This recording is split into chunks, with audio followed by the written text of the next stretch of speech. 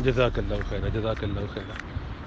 حنفی school میں اس میں ذرا اسٹرکٹنس ہے، اور اکثر اسکولوں میں یہ اسٹرکٹنس ہے کہ بالوں کو عورتوں کے کم از کم مردوں کے مشابہ ہونا تو مکروہ تحریمی ہے، یعنی سنفل ہے، اور اگر مردوں سے مشابہت نہیں ہوتی، ظاہر بات ہے کندھے سے نیچے رکھنے میں عموماً نہیں ہوتی تھی لیکن آج کل جیسے زمانہ آگے گزر رہا ہے، اس میں یہ عجیب و غریب ٹرینڈ بن گیا ہے، آپ نے نوٹ کیا ہوگا کہ مرد حضرات بھی آج کل لمبے بال رکھ کے پونی بھی باندھ رہے ہیں اور ہیئر بینڈز بھی لگا رہے ہیں۔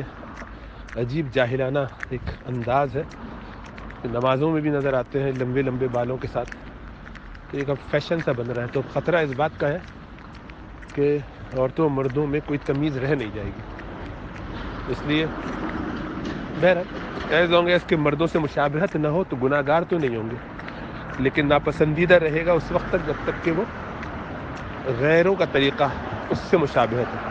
تو ہمارے ہاں ٹریڈیشنل اس میں طریقہ مسلمان عورتوں کا یہی رہا ہے کہ ان کے بال لمبے ہوتے ہیں، اور اس کی حد فقہا نے جو متعین کی ہے وہ کمر تک، یعنی مڈ چیسٹ تک، یہ کہہ لیجئے کہ دو یعنی کمر کی جو ہڈی ہے سائڈ میں دونوں، اس تک اگر رہے بال تو یہ آئیڈیل سمجھا جاتا ہے۔ اس سے نیچے اگر بال ہو تو انہیں کاٹنے کی اجازت ہوتی ہے، کولے سے نیچے ہو تو کاٹنے کی اجازت ہوتی ہے، بلکہ پسندیدہ ہے کہ کاٹ لیا جائے، کیونکہ اس میں ناپاکی کا اندیشہ رہتا ہے، اس کو سنبھالنا مشکل ہو جاتا ہے۔ اس سے اوپر والے بالوں کو سنبھالنا عموماً مشکل نہیں ہوتا اگر بندھے ہوئے ہو، لیکن بہرحال کبھی ہو بھی سکتا ہے۔ آج کل چھوٹے بچوں کو زیادہ مشکل ہوتی ہے، لیکن چھوٹے بچوں میں اس میں اور زیادہ احتیاط اس لیے کرنی چاہیے کہ جو زمانہ ہے اس میں ایک دفعہ ان لوگوں کی یہ عادت پڑ جائے بال چھوٹے رکھنے کی، تو پھر ان کو دوبارہ بڑے بالوں کی طرف لانا تقریباً ناممکن ہو جاتا ہے۔ پھر ان کے ذہن میں بس یہ ہوتا ہے کہ ہم تو ہمیشہ ایسے ہی رہے ہیں، اور پھر وہ آہستہ آہستہ ہوتے ہوتے بالکل ہی صرف بال سنبھالنے کی نیت سے بالکل ہی چھوٹے کر لیتے ہیں۔ تو بہرحال امید یہ ہے کہ انشاءاللہ تعالی کندھے سے اگر نیچے ہو، کم از کم کوشش کی جائے کہ جو شولڈر بلیڈ ہے اس تک اگر رہیں اتنے کم از کم، تو اللہ کی ذات سے امید ہے کہ اس میں قباحت نہیں ہوگی۔ اگر زمانہ بڑھا ہے آگے اور پھر اس میں جتنے اکثر مرد یا 50% سے زیادہ مردوں کا مزاج خدا نہ خواستہ اگلی جنریشن میں یہ ہو جائے کہ وہ بھی لمبے بال رکھنے لگے، فیشن ہو جائے یا جو بھی خدا نہ خواستہ، تو پھر عورتوں کو چاہیے کہ اس زمانے میں ان سے فرق کرنے کے لیے تھوڑے اور لمبے کریں، تو اس میں برکت زیادہ ہوگی۔ اصل میں شریعت ہمارے رویوں کو دیکھتی ہے۔ کچھ چیزیں ٹیکنیکلی حلال ہوتی ہیں، اور جیسا میں نے عرض کی اس کے گناہ تو نہیں ہوگا۔ ٹیکنیکلی کسی چیز کا حلال ہونا، درست ہونا، جائز ہونا ایک چیز ہے، لیکن تقویٰ کے قریب ہونا، منفی ٹرینڈ سیٹ نہ کرنا اس نیت سے کہ کہیں یہ ہمارے لیے خرابی کے راستے نہ کھول دے، ہماری اگلی نسل کے لیے، جنریشن کے لیے ایسا کوئی آپشن نہ بن جائے کہ وہ جہاں ہم نے بار لا کے چھوڑا ہے یہ اس کو اور آگے بڑھا دیں۔ ہم نے جو باؤنڈریز سیٹ کی ہیں اس حد کو وہ اور آگے بڑھا کے اپنے لیے مزید گنجائش نکال لیں، جیسا کہ مزاج ہے لوگوں کا، اور لوگ کرتے ہیں ایسے، ہم دیکھتے ہیں، سنتے ہیں، سب کے تجربے میں ابھی ساری چیزیں ہیں۔ اس لیے زیادہ مناسب یہی ہے کہ ہم اپنے آپ کو شریعت کی اتنی پابندی میں رکھ لیں جو ہمارے لیے نہ صرف یہ کہ جائز ہو بلکہ مستحب بھی ہو، پسندیدہ بھی ہو، گو اس میں تھوڑی مشقت ہو۔ تو اب اور کون سی مشقت ہے جو ہم جھیل رہے ہیں دین کے لیے؟ تھوڑی بہت یہی تو مشقتیں ہیں۔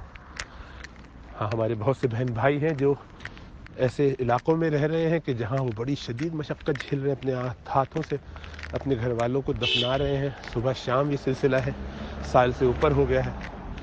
ان کے ایمان متزلزل نہیں ہوتے، وہ ان مشکلات پہ اللہ سے شکوہ نہیں کرتے، دعائیں کرتے ہیں، انسانوں سے مایوس ہیں جو ہونا چاہیے، اللہ سے مایوس نہیں ہے۔ تو ایسے قیمتی لوگوں کے اپنی زندگی میں ہونے، یعنی ہمیں اس بات کا تجربہ ہو جانا کہ ایسے قیمتی لوگ ہم اپنی زندگی میں دیکھ سکے، یہ خود ایک بہت بڑی رحمت ہے اللہ کی۔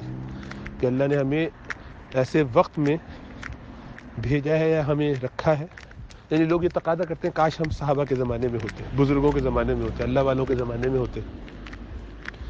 تو میں انہیں کہتا ہوں کہ اللہ کا کتنا بڑا احسان ہے کہ اللہ نے ہمیں ان کے مقابلے میں, یعنی ان کے زمانے میں نہیں رکھا, کیونکہ ان کے زمانے میں ہوتے تو شاید ہم منافقین میں شامل ہو جاتے, ان کا ساتھ نہ دے کر اپنے آپ کو ہمیشہ ہمیشہ کی شقاوت میں مبتلا کر لیتے. لیکن چونکہ ہمارا ذوق, اس کا کچھ شوق تھا کہ اچھوں کے ساتھ ہوتے, اور یہ امید بھی تھی کہ اچھوں کے ساتھ ہوتے تو شاید اللہ کی رحمت سے اچھے ہی ہوتے, یہ امید بھی رکھی جا سکتی تھی. تو اس کا اللہ سبحانہ و تعالیٰ نے ایک ہمیں تجربہ کرا دیا کہ دیکھو اچھے لوگ ایسے ہوتے ہیں, اب دیکھو تم ان کے مقابلے میں کیا کرتے ہو. کہ اب بھی تمہارا رویہ یہی ہے کہ تم بیر منیمم پر جیو. اب زمین باوجود وسعت کے ان کے لیے تنگ ہو گئی, تو ان کے لیے تو گنجائش ہے وہاں سے ہجرت کر جائے, چھوڑ دے سب کچھ. لیکن نہیں, وہ دینی معاملات میں سودا کرنے پر تیار نہیں ہے, وہ اپنی جانیں دینے کے لیے تیار ہے, اپنے دین کے لیے کوئی مراعات لینے کے لیے تیار نہیں. یہ ہے جذبہ, یہ ہے ایمان.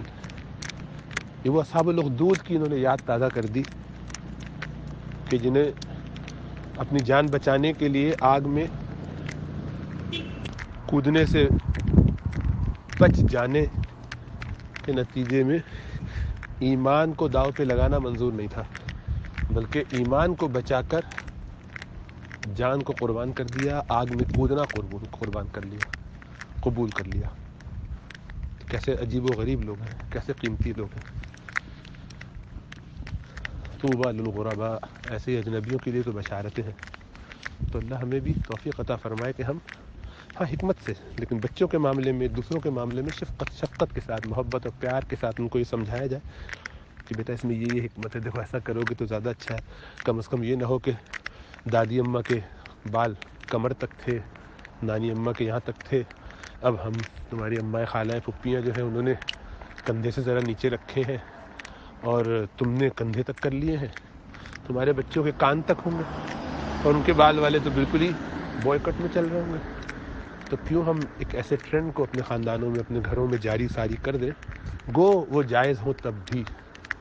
تو سدن للباب, راستوں کو بلاک کرنا, blocking the means of would lead اور could لیڈ تو حرام, ہمیشہ ہمیشہ اوائڈ کرنا چاہیے.